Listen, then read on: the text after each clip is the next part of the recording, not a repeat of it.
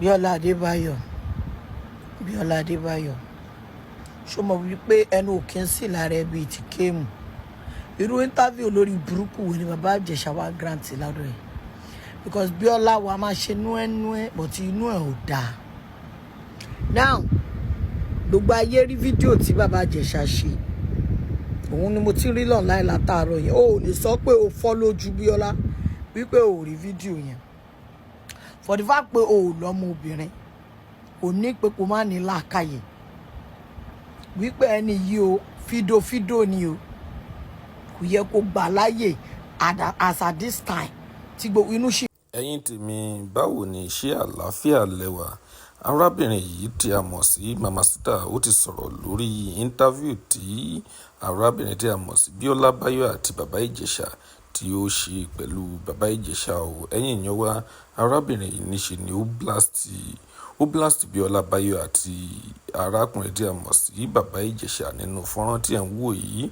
Ẹ̀yin èèyàn wa, ẹ bá wa wo fọ́nrán yìí láti bẹ̀rẹ̀ títí dé òpin torí ọ̀pọ̀lọpọ̀ àṣírí ni arábìnrin yìí ò tú.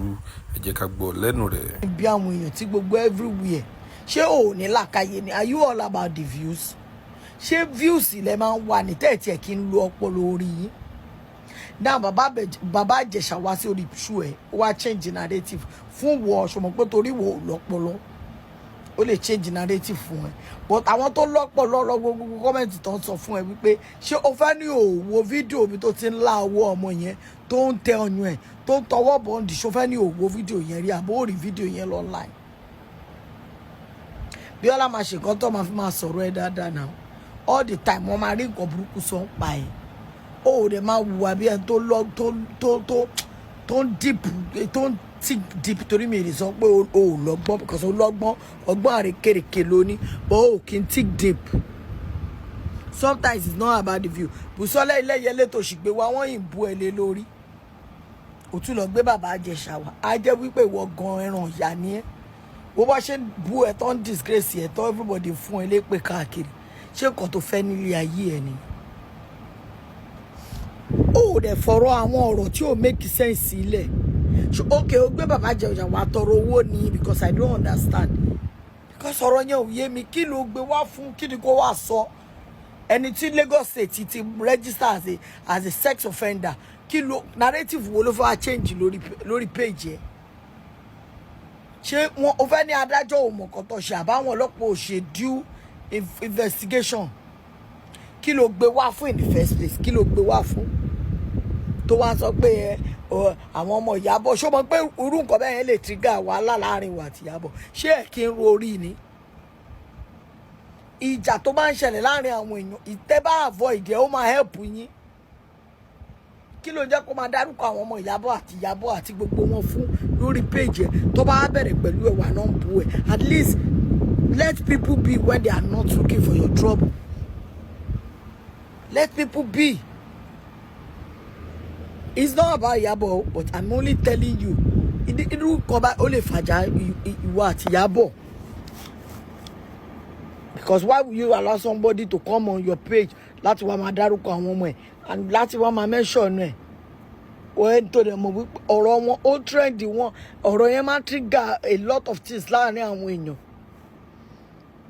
Are you trying to put her out for dragging? BIOLA, you better be careful. Sometimes it's not about the views, oh. Dẹ́ẹ̀dẹ́ mi jà ọlọ́mọ ń sọ, máa lo ọpọlọ ẹ̀ yára ẹ ní brain ni o. Tó bá ṣe nǹkan tó dáa, máa sọ fún ẹ pé ó dáa. Tó bá tún ṣe nǹkan tí ò dáa, a máa jẹ́ kó yí ẹ. Eléyìí tó ṣe bàbá ńlá nonsense ni ọ̀rẹ́ ni bẹ́ẹ̀ sọ̀rọ̀. As a mother, kò yẹ kó tiẹ̀ tó bá tiẹ̀ fi òbú ẹ kó fi bí ọmọ kó mọ bó ṣe ń rí àwọn tó túmọ̀ ẹ wọ́n á ṣàti bí ọmọ. Níṣẹ́ gbọ́ pé níyì pé sórégèsì ló ṣe, which is not bad, but máa ní tara bí amọ díẹ̀díẹ̀. Understand? Máa ní tara bí amọ because àwọn kíní burúkú kò ń ṣe ọmọbìnrin gan nìkan ló ń fi tipá bá sùn. Àbí fídíò yìí ọmọkùnrin gan safe and you are a mother to a baby boy. So má gbàrú nǹkan bẹ́ẹ̀ yẹn láyè. Mother ni mother jẹ́, mi ò kí ń judge èèyàn. but ká pé o mọ pain táwọn ìyá tó jẹ́ pé wọ́n la òbò wọn yẹn tó ń kígbe online tó fi bímọ pé àwọn ò lè gbárò wà understand better.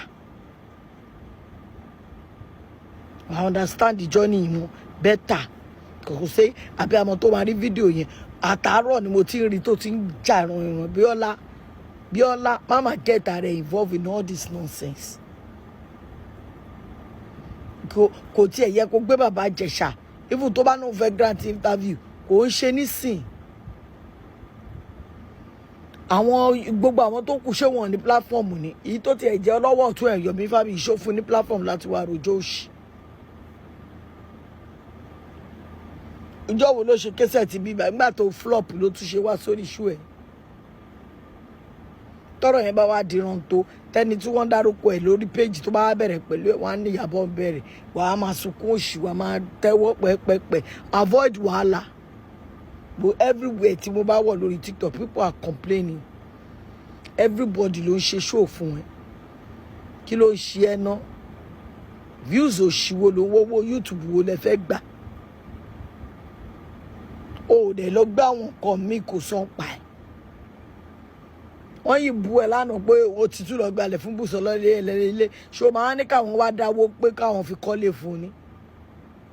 Wọ́n yìí bu ẹ̀ nígbà tó post video yẹn can't you rest.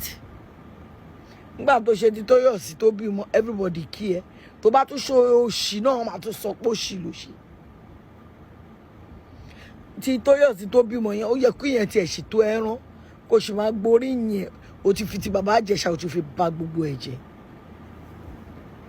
O dẹ̀ rọra kò sáwé agbẹ́jẹ́ mọ́wọ́ kò avoid wàhálà because ó ń bọ̀ táwọn èèyàn bá bẹ̀rẹ̀ sí ní jíjú sí ẹ o ní láìkí ẹ wọ́n ti ń complain ẹ jù owó tèmi ní ni mo yẹ ẹ o tọ́dọ̀ kọ́dẹ́kọ́dẹ́ kò gbọ́ tèmi but máa wùwà bí ẹni tó máa think deep àti bí a deep thinker lu ọpọlọ ẹ mọ́ kò tó máa ṣàwọn kọ̀ọ̀kan irú ìtòṣe yìí o ò fi ọpọlọ ṣe rárá. Ó fọpọlọ ṣe kò yẹ kó gbé bàbá Ìjẹ̀ṣà wá kó tiẹ̀ wá máa sọ̀rọ̀ ń pa gbogbo nǹkan bẹ́ẹ̀ yẹn lórí platform ẹ̀ àtọ́ gbogbo pé kí ni ìmà trigger àwọn èèyàn and this is what it will cost. Should have avoided it. Biola. Avoid all this online wahala. It's not good for your brand. It's not good. Wọ́n ní drag bàbá Ìjẹ̀ṣà púpọ̀ ìwọ ló máa drag. Lọ wo àwọn fídíò yẹn bí bàbá Ìjẹ̀ṣà ṣe setup nìyẹn ṣé yẹn jọ setup yẹn jọ pé wọ́n pè pé kó wá ṣe movie àbá bá sọ gbogbo millions of Nigeria dòpònú náà iṣẹ́ pà lọ́pọlọ náà ṣé wo fídíò yẹn ni a lot of people wo náà even tell me bá wo máa bí wọn ló máa trigger orí wọn máa ń dàbí pé kọ́ ní bàbá Ìjẹ̀ṣà báyìí kọ́ ṣe lè ṣe ni. Wọ́n á sọ pé set up wọ́n pè òun fún movie ṣé àwọn cast and crew wà ń bẹ̀ ṣé wọ́n pe gbogbo àwọn cameraman wà ń bẹ̀ ohun tó jẹ́ pé nínú fídíò bàbá Ìjẹ̀ṣà ṣọ́lé ṣọ́ta pé káwọn èèyàn máa wọlé ni káwọn èèyàn máa wọlé kọ́ máa kà mọ́ bí tó ti ń ṣe go and look at the video full video ẹ wà full video ó wà tí gbogbo èèyàn post tó tún máa lọ ṣọ́ window tó tún ṣọ́ gbogbo yàrá tó ń ṣe wọ́n record ẹ̀ ní nǹkan tó ti ṣe tipẹ́ lọ́wọ́ àwọn tó a lot of people ló ti complain pa bàbá Ìjẹ̀ṣà yìí kò ń ṣe eléyìí nìkan woman àgbàlagbà yẹn gan complain pé ó fẹ́ fi tipá bá òun sùn Àṣàbí olórí Àṣàbí kí ló ń pe woman yẹn pé òun fọ́ létí ni bàbá Ẹsábọ̀dù náà ti sọ rí. Go and check. A lot of people, even àwọn ẹlòmíì gan tí wọ́n bought, they are confirming pé ó yànjú.